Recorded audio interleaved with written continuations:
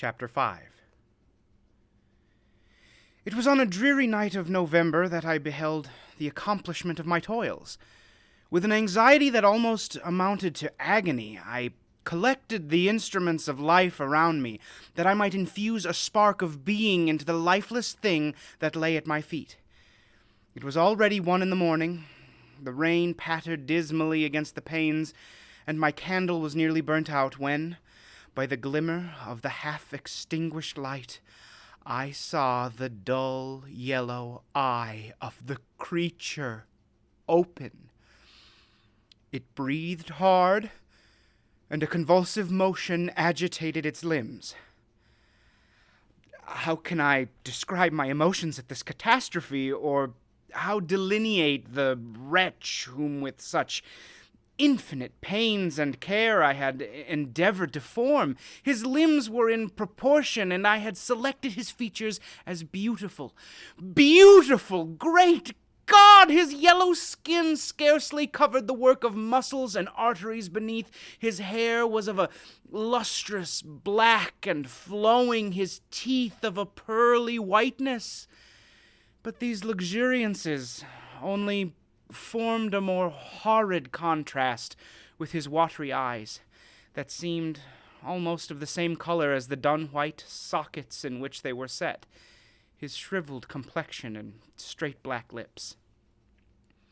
The different accidents of life are not so changeable as the feelings of human nature. I had worked hard for nearly 2 years for the sole purpose of infusing life into an inanimate body. For this I had deprived myself of rest and health. I had desired it with an ardor that far exceeded moderation, but now that I had finished, the beauty of my dream vanished, and breathless horror and disgust filled my heart. Unable to endure the aspect of being I had created, I rushed out of the room and continued a long time, traversing my bedchamber, unable to compose my mind to sleep.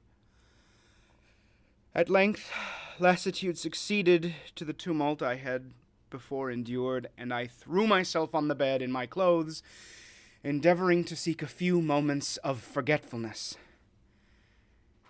But it was in vain. I slept indeed, but I was disturbed by the wildest dreams. I thought I saw Elizabeth, in the bloom of health, walking in the streets of Ingolstadt. Delighted and surprised, I embraced her, but as I imprinted the first kiss on her lips, they became livid with the hue of death. Her features appeared to change, and I thought that I held the corpse of my dead mother in my arms. A shroud enveloped her form, and I saw the grave worms crawling in the folds of the flannel. I started from my sleep with horror. A cold dew covered my forehead, my teeth chattered, and every limb became convulsed, when by the dim and yellow light of the moon, as it forced its way through the window shutters, I beheld the wretch. The miserable monster whom I had created. He held up the curtain of the bed, and his eyes, if eyes they may be called, were fixed on me. His jaw opened, and he muttered some inarticulate sounds, while a grin wrinkled on his cheeks. He might have spoken, but I did not hear. One hand was stretched out, seemingly to detain me, but I escaped and rushed downstairs. I took refuge in the courtyard belonging to the house which I inhabited, where I remained during the rest of the night, walking up and down in the greatest agitation, listening attentively, catching and fearing each sound as if it were to announce the approach of the demoniacal corpse to which I had so miserably given life.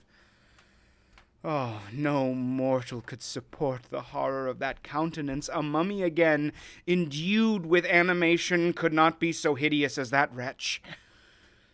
I had gazed on him while unfinished. He was ugly then, but when those muscles and joints were rendered capable of motion, it became a thing such as even Dante had not conceived. I passed the night wretchedly. Sometimes my pulse beat so quickly and hardly that I felt the palpitation of every artery. At others I nearly sank to the ground through languor and extreme weakness. Mingled with this horror, I felt the bitterness of disappointment. Dreams that had been my food and pleasant rest for so long a space were now become a hell to me. And the change was so rapid, the overthrow so complete. Morning, dismal and wet, at length dawned and discovered to my sleepless and aching eyes the church of Ingolstadt, its white steeple and clock which indicated the 6th hour. The porter opened the gates of the court, which had that night been my asylum, and I issued into the streets, pacing them with quick steps as if I sought to avoid the wretch whom I feared every turning of street would present to my view. I did not dare return to the apartment which I inhabited, but felt impelled to hurry on, although drenched by the rain which poured from a black and comfortless sky.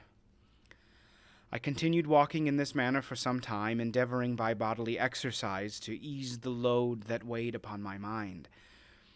I traversed the streets without any clear conception of where or what I was doing. My heart palpitated in the sickness of fear, and I hurried on with irregular steps, not daring to look about me. Like one who on a lonely road doth walk in fear and dread, and having once turned round walks on, and turns no more his head, because he knows a frightful fiend doth close behind him tread. Coleridge's Ancient Mariner. Continuing thus, I came at length opposite to the inn at which the various diligences and carriages usually stopped. Here I paused, I knew not why, but I remained some minutes with my eyes fixed on a coach that was coming towards me from the other end of the street. As it drew nearer, I observed that it was the Swiss diligence. It stopped just where I was standing, and on the door being opened, I perceived Henry Clerval, who, on seeing me, instantly sprung out. "My dear Frankenstein!" exclaimed he. "How glad I am to see you! How fortunate that you should be here at the very moment of my alighting!" Nothing could equal my delight on seeing Clerval. His presence brought me back to my thoughts, my father, Elizabeth, and all those scenes of home so dear to my recollection. I grasped his hand, and in a moment forgot my horror and misfortune. I felt suddenly, and for the first time during many months, calm and serene joy.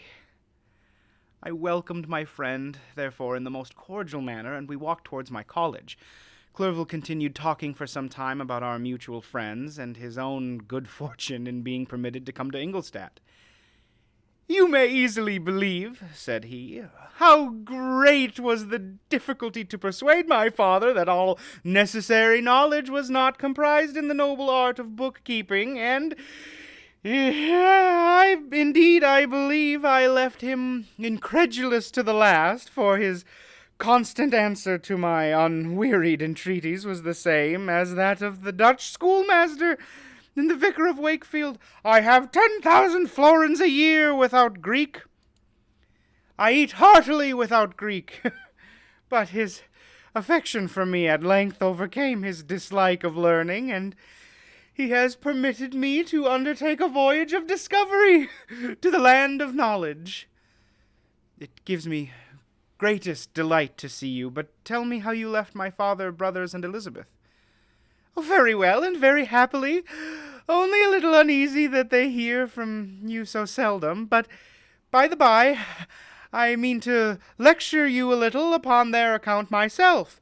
But, my dear Frankenstein," continued he, stopping short and gazing full in my face, "I did not before remark how very ill you appear. So thin and pale. You look as if you have been watching for several nights." "You have guessed right. I have lately been so deeply engaged in one occupation that I have not allowed myself sufficient rest, as you see. But I sincerely hope that all these employments are now at an end, and that I am at length free.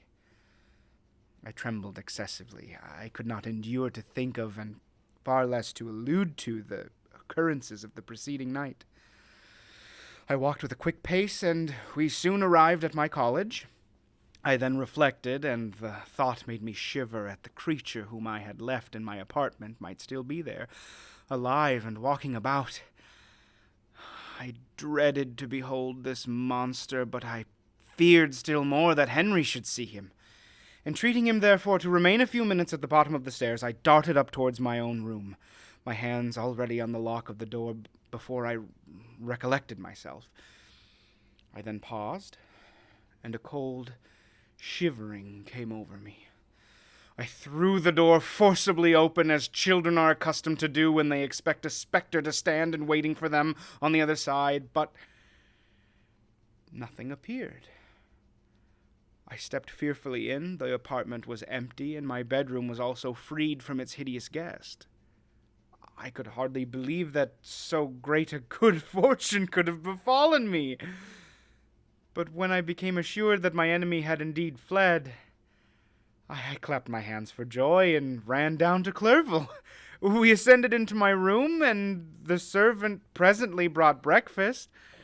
But I was unable to contain myself. It was not joy only that possessed me. I felt my flesh tingle with excess of sensitiveness, and my pulse beat rapidly. I was unable to remain for a single instant in the same place. I jumped over the chairs, clapped my hands, and laughed aloud. Clerval at first attributed my unusual spirits to joy on his arrival, but when he observed me more attentively, he saw a wildness in my eyes for which he could not account, and my loud, unrestrained, heartless laughter frightened him and astonished him. "My dear Victor," he cried, "what, for God's sake, is the matter? Do not laugh in that manner. How ill are you? What is the cause of all this?" "Do not ask me," cried I, putting my hands before my eyes, for I thought I saw the dreaded spectre glide into the room. "He can tell! Oh, save me! Save me!" I imagined that the monster had seized me. I struggled furiously and fell down in a fit. Poor Clerval. What must have been his feelings? A meeting which he anticipated with such joy so strangely turned to bitterness. But I was not the witness of his grief, for I was lifeless and did not recover my senses for a long, long time. This was the commencement of a nervous fever which confined me for several months. During all that time, Henry was my only nurse. I afterwards learned that, knowing my father's advanced age and unfitness for so long a journey, and how wretched my sickness would make Elizabeth, he spared them this grief by concealing the extent of my disorder. He knew that I could not have a more kind and attentive nurse than himself, and, firm in the hope he felt of my recovery, he did not doubt that, instead of doing harm, he performed the kindest action that he could towards them.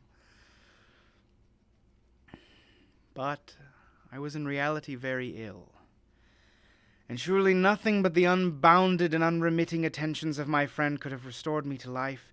The form of the monster on whom I had bestowed existence was forever before my eyes, and I raved incessantly concerning him. Doubtless my words surprised Harry. He at first believed them to be the wanderings of my disturbed imagination, but pertinacity, with which I continually recurred to the same subject, persuaded him that my disorder indeed owed its origin to some uncommon and terrible event. By very slow degrees, and with frequent relapses that alarmed and grieved my friend, I recovered. I remember the first time I became capable of observing outwards objects with any kind of pleasure. I perceived that the fallen leaves had disappeared, and that the young buds were shooting forth from the trees that shaded my window. It was a divine spring, and the season contributed greatly to my convalescence. I felt also sentiments of joy and affection revive in my bosom. My gloom disappeared, and in a short time I became as cheerful as before I was attacked by the fatal passion. "Dearest Clerval," I explained, "how kind, how very good you are to me this whole winter, instead of being spent in study as you promised yourself, has been consumed in my sick room. How shall I ever repay you? I feel the greatest remorse for the disappointment of which I have been the occasion, but you will forgive me." "Oh, you will repay me entirely if you do not discompose yourself, but get well as fast as you can, and since you appear in such good spirits, I may speak to you on one subject, may I not?" I trembled. One subject. What could it be? Could he allude to an object on whom I dared not even think? "Compose yourself," said Clerval, who observed my change of color. "I will not mention it if it agitates you, but your father and cousin would be very happy if they received a letter from you in your own handwriting. They hardly know how ill you have been, and are uneasy at your long silence." "Is that all, my dear Henry? How could you suppose that my first thought would not fly towards those dear, dear friends whom I love, and who are so deserving of my love? If this is your present temper, my friend, you will perhaps be glad to see a letter that has been lying there some days for you. It is from your cousin, I believe."